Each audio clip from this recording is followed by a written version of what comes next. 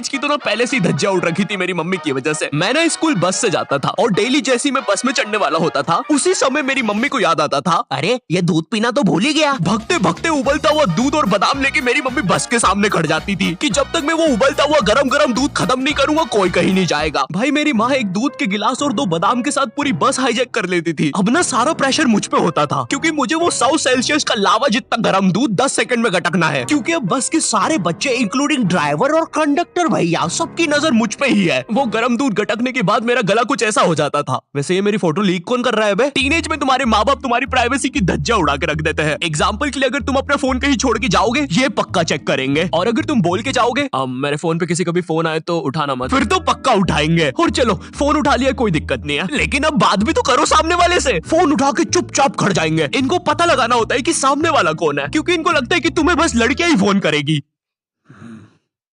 Hello, ये कौन लड़की फोन कर रही है तेरे को? अरे मम्मी आकाश है, ध्यान से सुनो। तो इसकी आवाज लड़की जैसी क्यों आ रही है? क्योंकि दिमाग में लड़की घुसा के रखी है आपने, और लड़की बोल के उसकी अलग बेइज्जती मार रहे हो। क्या सच में मेरी आवाज इतनी लड़की जैसी है? कहीं मैं सच में तो लड़की नहीं? बहुत हो गया, अब मैं अपनी शक्तियों का गलत इस्तेमाल करूंगा। और इसी तरह आकाश ने अपनी शक्तियों का गलत इस्तेमाल शुरू कर दिया। बेबी एक बार फिर से बोलो ना प्लीज ना। रिचार्ज करवाओ ना सोना बाबू। विंगाडियम लेवियोसा। सुनो सुनो, मेरी सारी जायदाद मेरी बेबी के अकाउंट में डाल दो, और हाँ 253 का रिचार्ज। 256 का बाबू। 256 का रिचार्ज भी कर दे। हो गया सर, हो गया, काउंटर मत तोड़ो हमारा, हो गया। Baby baby baby baby. सब छोड़ के चले जाते हैं, और इसी तरह आकाश बन गया दुनिया का सबसे बड़ा स्कैमर। ये ऐसे क्यों हंस रहा है? मुझे क्या पता, शायद जो नशे अभी हम करने वाले हैं उसने पहले ही कर लिए होंगे। तो तेरी गर्लफ्रेंड नहीं है फिर? नहीं है, बोला तो सही। ठीक है जा। वैसे एक सेकंड, नशे के बारे में क्या बोला? तो अगर तुम अपने फोन की तरफ देख के इतना सा भी मुस्कुरा दोगे ना तो इन्हें लगेगा तुम अपनी गर्लफ्रेंड से बात कर रहे हो। और चलो मान भी लेते हैं अगर मैं अपनी गर्लफ्रेंड से बात कर रहा हूँ तो मैं मुस्कुराऊंगा क्यों? अरे भाई वो गर्लफ्रेंड है मेरी, जोकर थोड़ी ना। अरे अरे नहीं नहीं।